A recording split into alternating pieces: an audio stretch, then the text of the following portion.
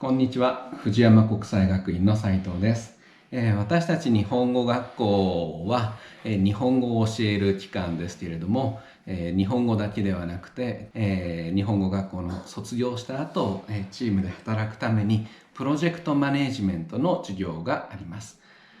プロジェクトという言葉、日本でもよく使われますが、どういう意味だか皆さんどんな、言葉だと思って使っていますか？日本ではこれはプロジェクトだとか、これは一大プロジェクトだとか、言いますけど、そのプロジェクトの意味をあんまり分かってる人、いないかもしれません。で、これから世界がどんどん変わっていって、例えば仕事が消えていく、あるいは人生が長くなる、こういうような時に必要とされる仕事、これから残る仕事がプロジェクトだと言われています。プロジェクトとはこういう、何かものを毎日同じものを作り続ける、こういう仕事ではありません。日常業務で何度も何度も繰り返し同じことを繰り返すというのも、大切な仕事ですけれども、こういう仕事はロボットだとかに代わられると言われています。で、プロジェクトというのは、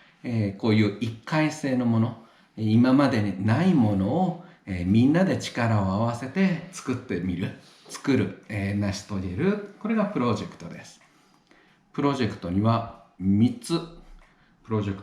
つ大切なことがあります。品質、つまり目標です。これをしましょうという、こういうものを作りましょうという目標です。例えば、ケネディ大統領がロケットを月に送って、ロケットに人を乗せて月に送って帰ってくる、そういう目標を、掲げました。これが品質、目標です。それとプロジェクトにはコスト、いくらいくらでやりましょうという、制限があります。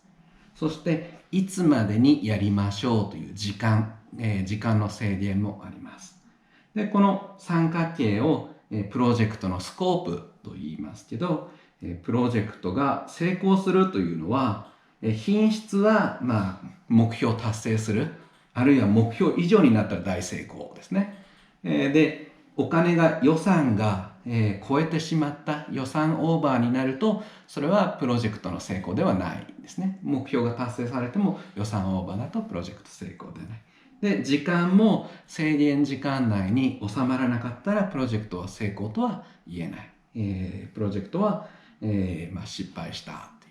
ていう。目標は叶えていても時間とか、予算っていう制限を超えてしまうとプロジェクト自体としては完全に成功とは言えない。で、この、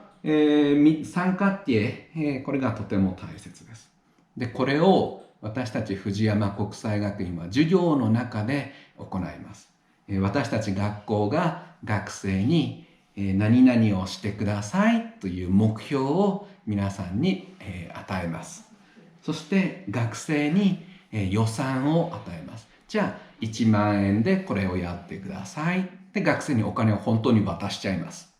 で、いついつまでにこれをやってくださいっていう制限も学生に伝えます。で、学生がチームになってこの目標を達成する。で、そういう活動が授業の中であります。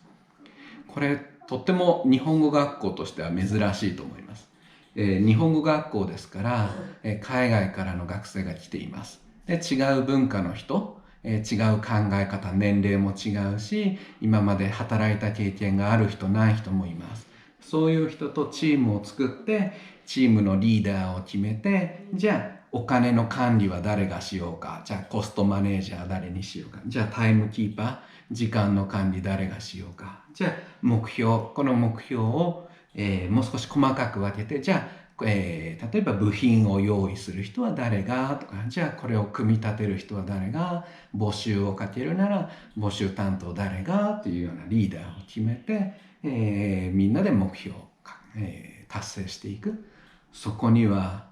正直楽しいことだけじゃなくて本当にストレスもあります。例えば約束を、時間を決めて約束、したけれども、その時にちゃんと来ないとか必ずそういう人がいます。でミスコミュニケーションがあるんですが、それを乗り越えて目標を達成していく。そこで必要な日本語が養われる。人との人間の付き合い方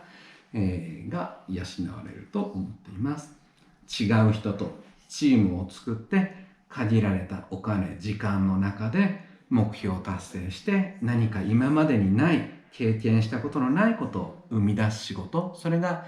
プロジェクトです。考えてみてください。皆さんの人生はどういうものか。それは今まで誰も経験したことのないものです。つまり皆さんの人生そのものがプロジェクトだと言えるかもしれません。ぜひ藤山国際学院でいろいろなことを経験してください。それではまた。